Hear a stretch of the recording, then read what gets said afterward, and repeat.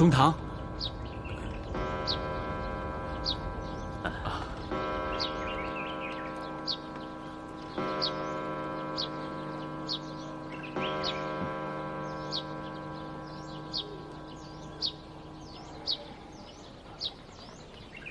哦，姓孙回来了啊，大人。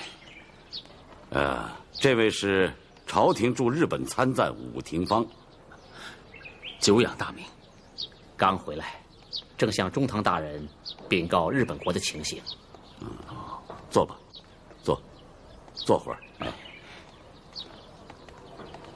汉阳铁厂安排的怎么样了？啊，铁厂已步入正轨，我在不在，无大碍。知道我为什么风风火火地把你从湖北调回来吗？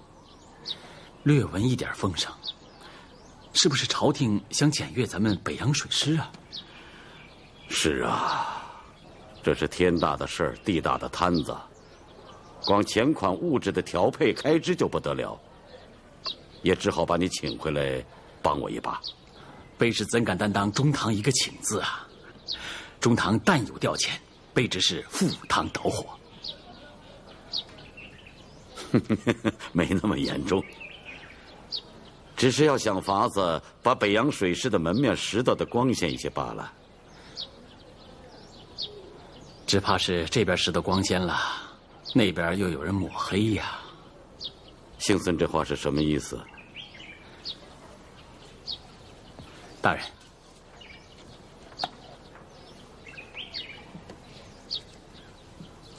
请看。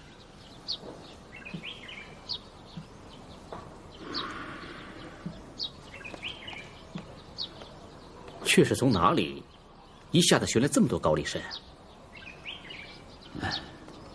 这株恐怕是已逾100年了。这是直部海关截获的，这还是其中极小的一部分。走私来的？走私来的。走私船只扣了没有？海关不敢扣留啊。为何不敢扣？走私船是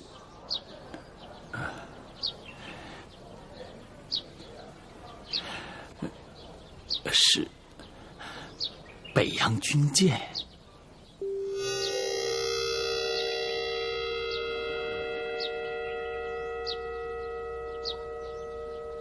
唉，贼娘！丁汝昌这个水师提督是怎么当的？来人呐！朝廷要检阅水师，公文发下去没有？禀大人，发下去了。水师各部、旅顺、威海卫、大沽炮台，还有直隶各州县通府、淮军各部都已回文，称正在积极准备，恭候检阅。都学会做官样文章了。下去。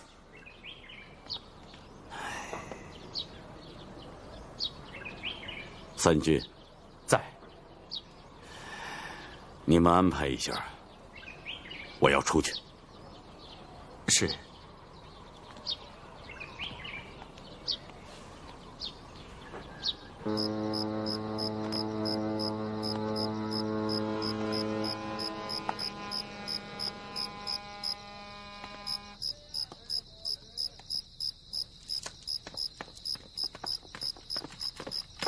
禀军门，李中堂来电，他老人家已到威海卫，近日内将抵达刘公岛。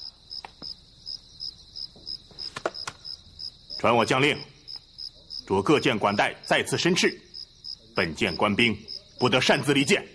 是。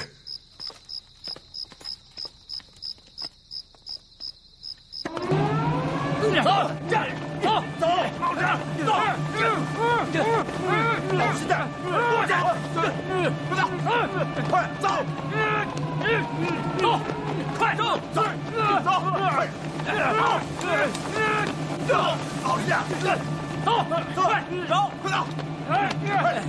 快走！快走！哎，老实点！走！走！走！狗日的！走私的又不止老子们几个，还有更大的呢！拿着！萧祖剑，我告诉你，我是奉义军门之命，闭上你的臭嘴！嘿，看见没有？走，嘿，走，走，走，快，开走！快，走，这边，快走，走，下去，走，走，好，走，开船！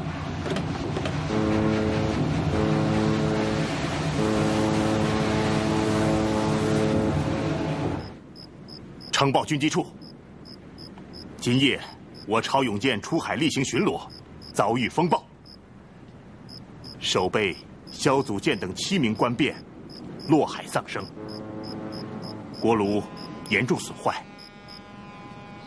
老兄，我再劝你一句，你要是把这事儿捅出去，对你可是一点好处也没有，反而得罪了本官以及营务处大大小小的同僚。再者说，中堂大人要是知道了这件事，那顶多也就是训斥我几句。他老人家是最念乡情，最恋旧。我跟随他那么多年，他要是对我不放心，能把旅顺海防营务这么大一摊子事儿交给我？而你呢，不为自己想，也得为你那一双小儿女着想啊！黄大人，你不要拿孩子来威胁我，我不想得罪你，可是你也太黑了，这买炮弹的钱你都敢贪，还逼我做假账。我不告你，这要打起仗来，没有了炮弹，这遮盖得过去吗？这么说，你是执意要告本官了？我良心不安生。好，那你就到龙王爷那儿去告吧。来人，有，洪日来，你杀人灭口，你不得好死！放开我！把我放开！放开我！黄瑞来，你杀人灭口，你不得好死！黄瑞来，我这场死也饶不了你！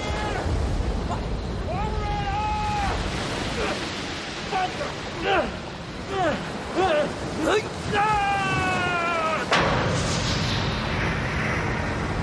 庆孙呐，哎，你是第一次来旅顺是吧？啊，是，早就听说旅顺港乃天下第一优良之军港。那是，今日得见，方知此言不谬啊。旅顺建设10年不容易啊，是，耗资亿万，方有今日之规模。你看看这港内的码头和锚地，可驻泊北洋水师的全部舰艇，周围山岭上遍布海岸炮台，既有60余门德国之克虏伯巨炮控制着方圆数十里的海面，再看这港内电报局、机器厂、水陆便兵医院，还有水雷营，一应俱全。您可真熟悉。哎呀，这旅顺军港，乃是中堂大人一手擘画，亲自缔造的。这方圆100里的山山水水，哪一处没有中堂大人的足迹呀？小兰子言过其实喽。哎，卑职并未言过其实。还记得修筑弹药库的时候，中堂曾险足短衣，亲自搬运砖石呢。走，咱们到弹药库去看看。来，走啊！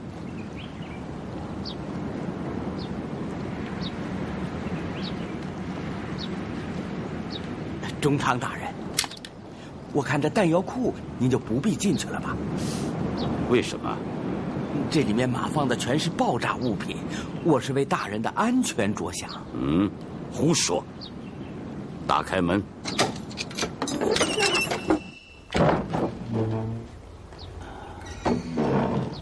小兰子，这炮弹不会受潮吧？不会，您看，这四面通风很好，这批炮弹搁了5、6年了，丝毫也没有受潮。好，打开瞧瞧。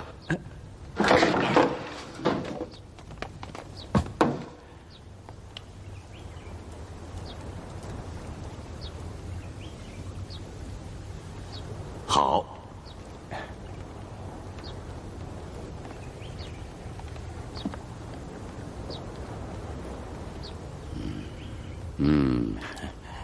好啊。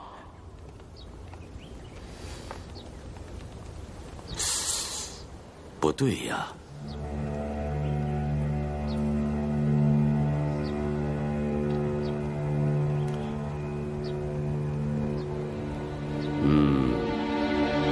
马三军在，把它打开。是。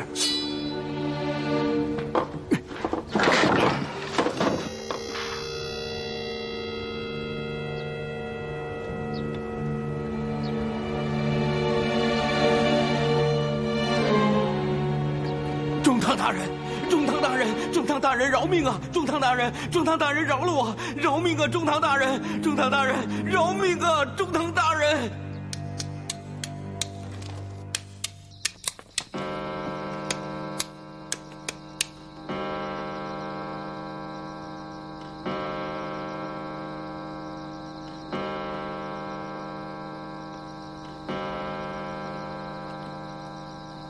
黄蔚兰该死。卑职有一点不明白，中堂大人，您怎么知道炮弹有假呢？我也险些被他骗过了。走到仓库门口的时候，突然想起，他说这仓库通风干燥，炮弹已经摆了5、6年了。可我发现，装炮弹的箱子木质都很新鲜，有的水汽未干，一望而知是新近赶制的。我这才发现其中有诈。中堂大人真是神仙。哎呦，我是什么神仙？只不过一身担着天大的责任，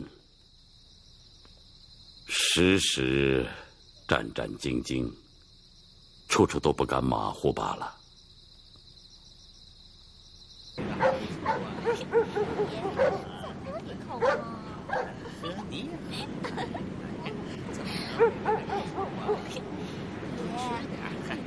你看我到切上就那么客气啊，还不容易。这位爷经常在那个海上跑，很少见到像你们这样的。瞧你们说的。哎呀，哟，中堂，起来。带我到各处看看。是。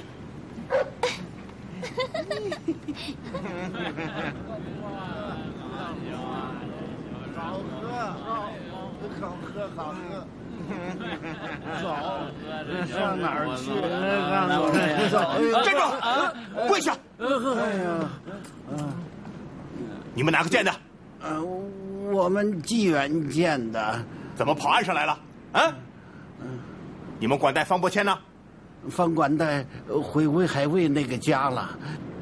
我们几个没事干，就上岸上喝口小。滚！还去哪儿看看呢？哼！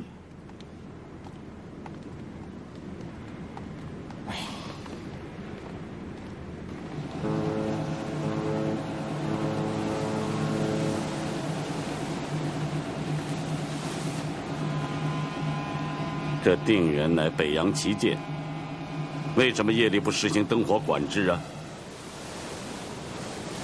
你上去看看，在做什么？是。不过不要惊动他们。是。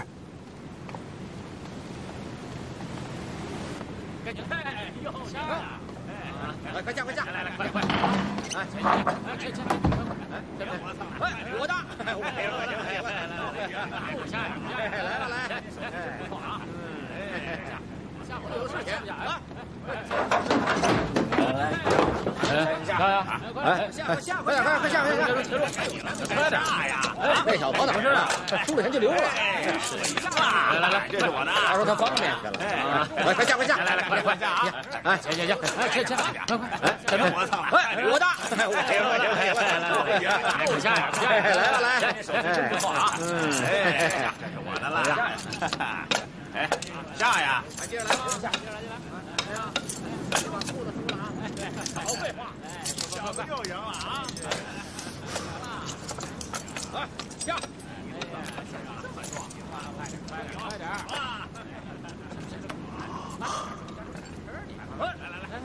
汝昌早有将令，只是管带刘不禅自恃才高，一向喜欢自行其事。别说了，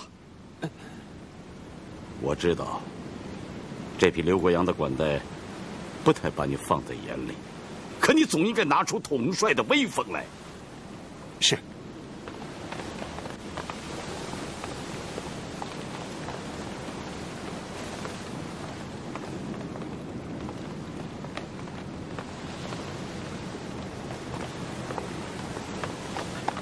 站住！什么人？我。丁军们，你们管带呢？我们邓大人把自己关在船长室看海战图呢。你怎么知道他在看海战图啊？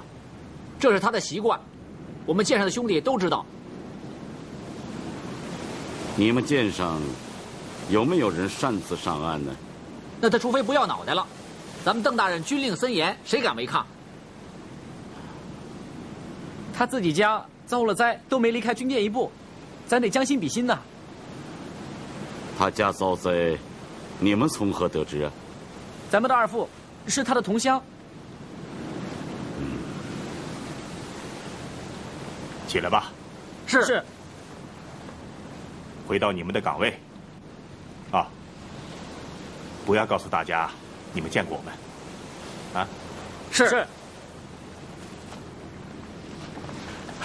大人，我上得定远舰去，见一帮水兵们正在聚赌啊。刘不禅呢？哎，他躺在船长舱里，正在吸鸦片。趁他不备啊，我把这个给你偷来了。你带的好兵啊！北洋军舰参与走私，你知道吗？汝昌也曾风闻，那为何不严厉查处？他们也是让钱给闹的。哼，你呀，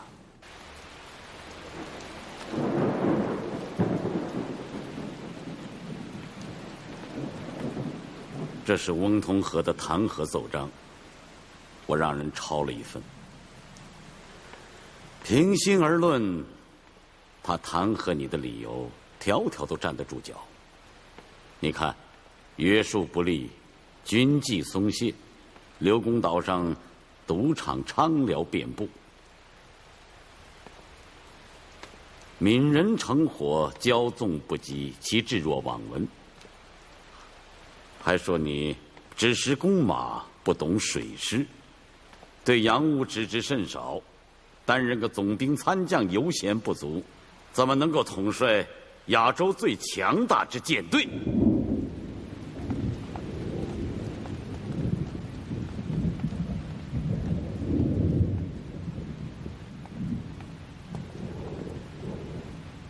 不就是一个弹劾吗？这么紧张干什么？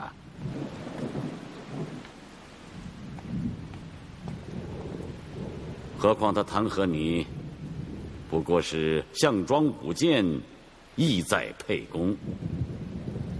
你听听他是怎么说老夫的吧：拥兵自重，任用四党，巧借名目，啊，这指的是海防军聚敛钱财。只要有一条成立，老夫这脑袋就没了。中堂，如常请求辞去北洋水师提督的职务。胡说！不能因为如昌连累了中堂大人呐。连累我？连累我什么？老夫一年四季被他们弹劾。照你这个样子，那都不要活了。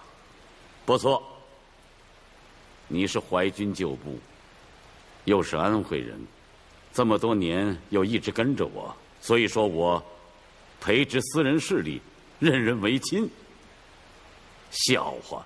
他妈的，不任人唯亲，还要让我任人唯叔不成？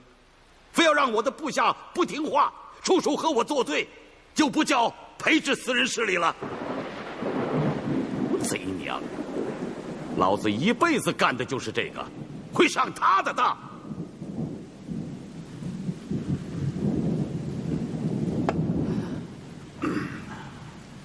汝昌，你听着，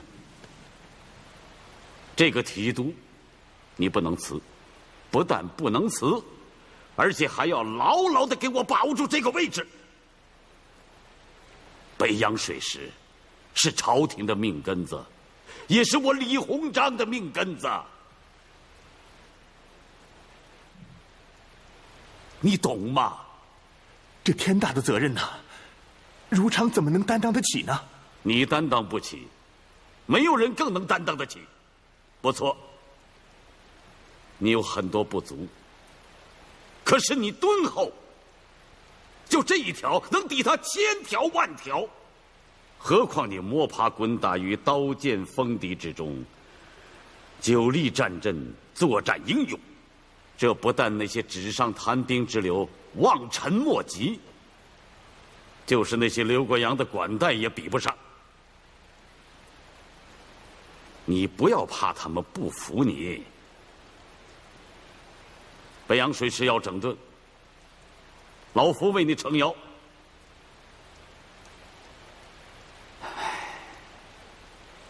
你自己也要努力通晓水兵诸事，为国争光，为老夫争气，知道吗？是。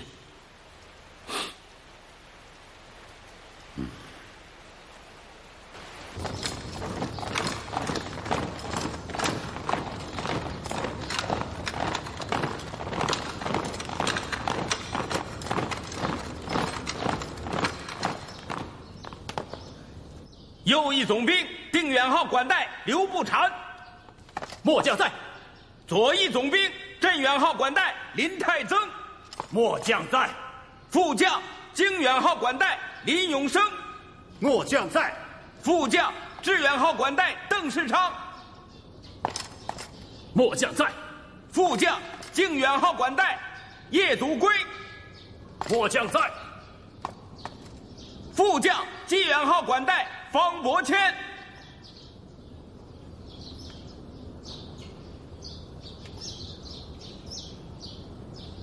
方伯谦，方伯谦。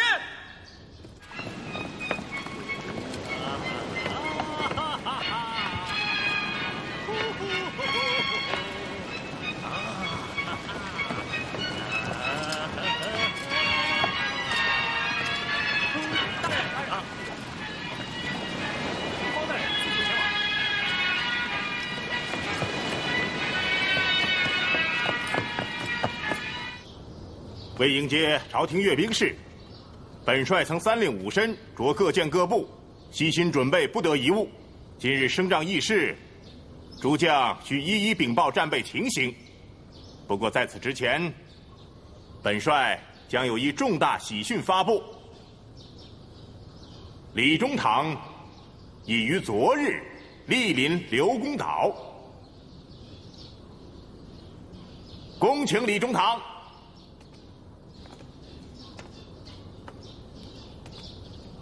中堂，请。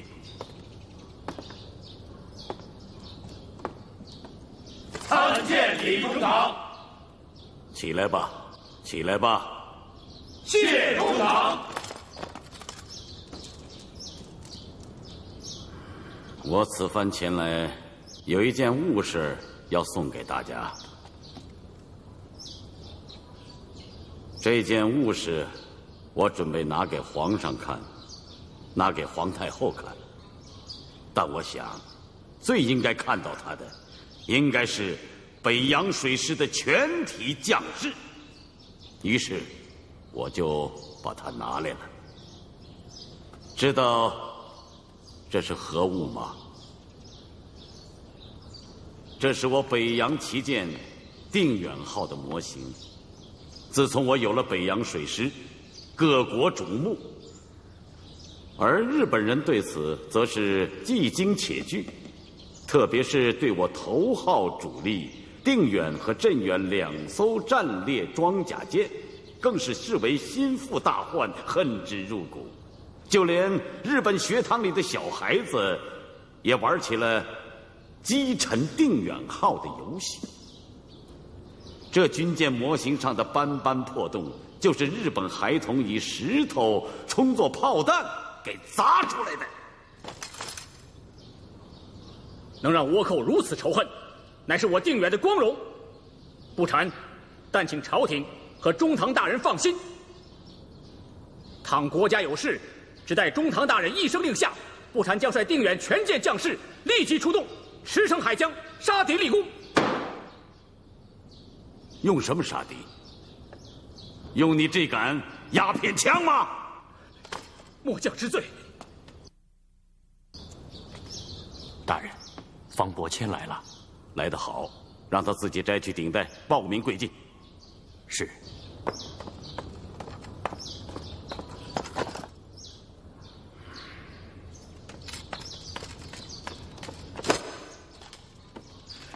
罪将方伯谦叩见中堂大人。你昨晚回家去了？禀中堂，罪将是回家了。罪将擅离职守，罪该万死。你的家不是在福州吗？怎么又迁到威海来了？罪将在威海又安了家，又买了房。你很会过日子嘛？听说你新纳了2房妾，一个是19岁，一个才16岁，是吗？擅离职守，点名不到，当治何罪啊？按律当斩，只是什么？当斩则斩。朝野常常有人议论北洋淮军为我李鸿章之私家军，到我一味偏袒迁就，有法不依，有罪不罚。而你们之中，如方伯谦也信以为真，妄自托大，有恃无恐，藐视朝廷法度，甚至拿军国大事当儿戏。外间议论，我不惧他。可你们任意胡来，倒成了我的心腹大患呐！如不严惩，污我名声事小，误了国家事大。旅顺黄瑞兰的事，你们都听说了吧？你们都知道，打仗没有弹药，将士们就没了性命。可就是这个黄瑞兰，他也不管将士的什么性命不性命，用石头来冒充炮弹，把买弹药的钱撸到自己的腰包里去了。这样的事他都敢做，这样的钱他都敢贪污，那他还有什么事情不敢做？他依仗着什么呢？不就是依仗着他是14岁投靠了淮军，跟着我李某人刀头舔血闯出来的人吗？他想着别人不敢拿他怎么办，我也不会拿他怎么办。可是他就忘了，朝廷的法度要拿他严办。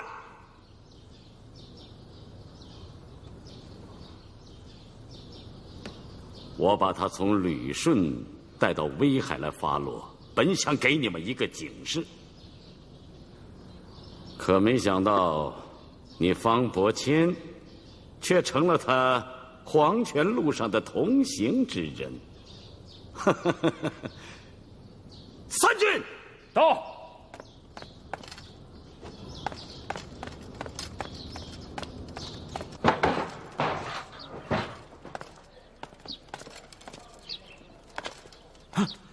三郡兄弟，是中堂叫你来放我的。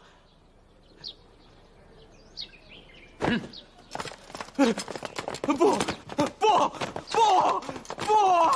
中堂大人是不是要杀我呀？兄弟，你得替我说句话呀！王大人，你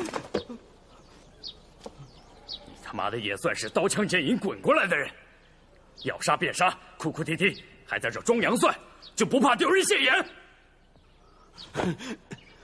走，给人带路。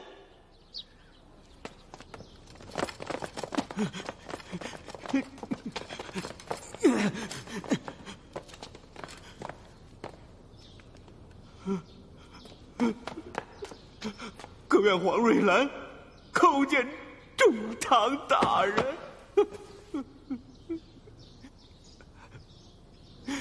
知道我为什么革你的职吗？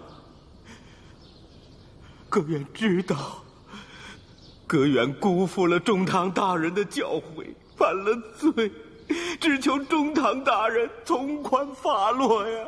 从宽发落？你的罪还能从宽发落？别人或许不能，放在阁员身上就能了。因为大人当年曾亲口对阁员说过，定不相负啊。我知道你会用从前的事来要挟老夫。好，说。阁员错了。其实阁员做的那点事也不值一提。讲。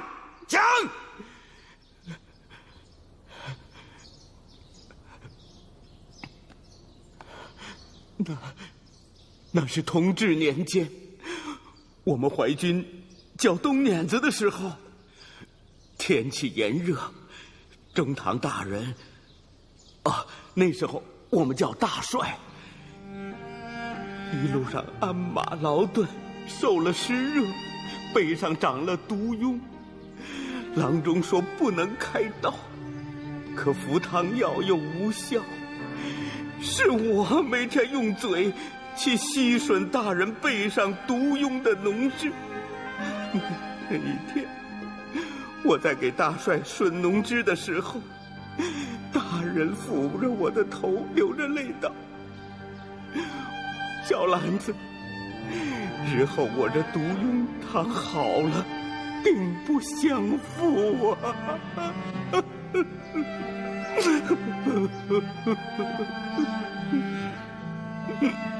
小兰子，今日老夫若赦了你，那就叫徇私枉法。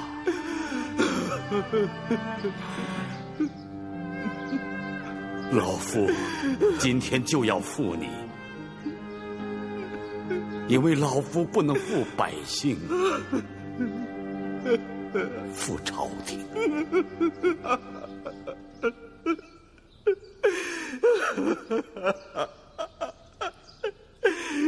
中堂大人，中堂大人，中堂大人呐！你大人，中堂大人，大人呐！中堂大人，中堂大人呐！大人，中堂大人，大人呐！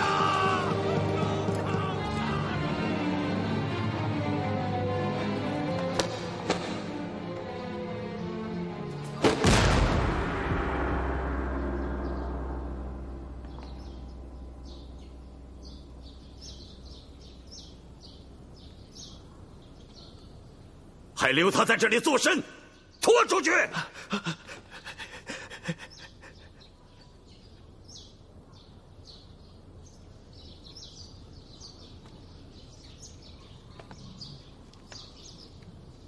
宁汝昌，中堂大人，末将替方伯谦求情了。慈不长兵，义不长财，你这样婆婆妈妈，怎么能统帅这虎狼之师？秉中堂非是末将心软，我北洋水师自创建以来，未经一役先斩大将，于军不利呀。且方伯谦是留过洋的管带，杀了他，一时间还无人可以顶替。诸位将领，看在咱们流血欧洲的份上，救我方伯谦一命啊！救我方伯谦一命啊！我若是不允呢？终是如昌统军不利，要治罪，请中堂先治如昌之罪。中堂赦罪，中堂赦罪。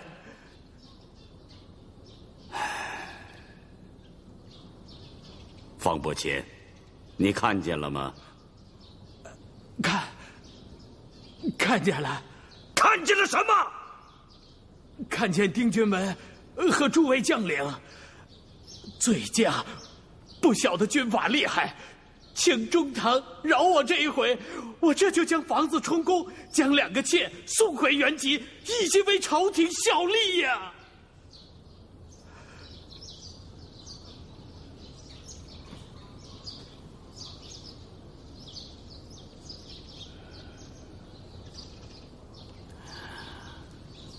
你们都起来吧。谢谢中堂。我今天赦了你，第一，是因为丁军门和各位将军力保；第二，也是我不忍杀你，并非你是北洋的嫡系，若论亲信，你远比黄瑞兰差远了。我不忍杀你，我是为国惜才呀。罪将受了今天这番教训，以后定将心思放在军舰上，不辜负中堂之恩呐。你也起来吧。谢中堂大人。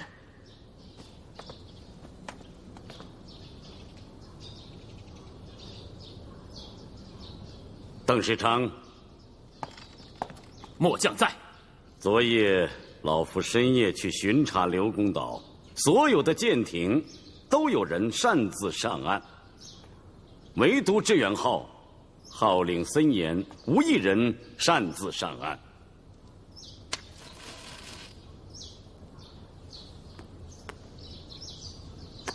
这是为什么呢？就是因为他身作表率，号令森严，而且据老夫所知，他世传儒家，从来如此。但是他真正的广东老家却在半个月前毁于一场飓风，妻儿老母都栖居在临时搭起的板棚之中啊！末将也是日前才收到家母的信函，中堂大人，您从何得知？我从何得知不关你事，但请你放心，我已经派员尽快为你修缮房屋，妥善安排你的家人。中堂大恩，不敢言报。从今以后，我邓世昌更是有国无家。好一个有国无家！你们大家若都像邓世昌一样，我也就放心了。看你们站在这里的20余位将军，正当盛年，一个个英气逼人，才华盖世，令老夫十分羡慕啊！想当年，你们作为大清的第一批年轻的水师军官，留学欧洲，回国后，是老夫把你们尽收北洋，成为北洋各舰的舰长。偌大的中国，只有你们20余人能担任舰长啊！说你们是人中之凤，民族精英，应该毫不为过呀。难道这就能成为你们醉生梦死、蝇营狗苟的本钱吗？像你方伯谦，你本是个绝顶聪明之人，可是你那聪明用的不是地方啊，都用在起屋纳妾、贪图享乐上去了。还有你刘步斩，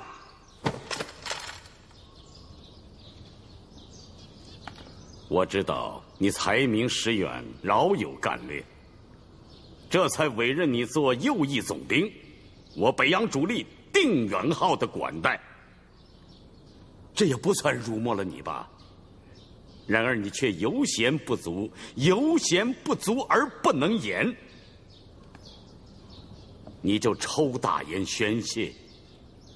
难道你要让你的满腔的抱负都化成烟雾飘散吗？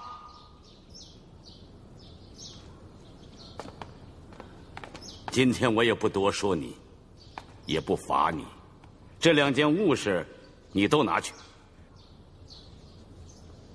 你就躺在烟榻上吞云吐雾，让日本人炸成你的定远舰吧！中堂。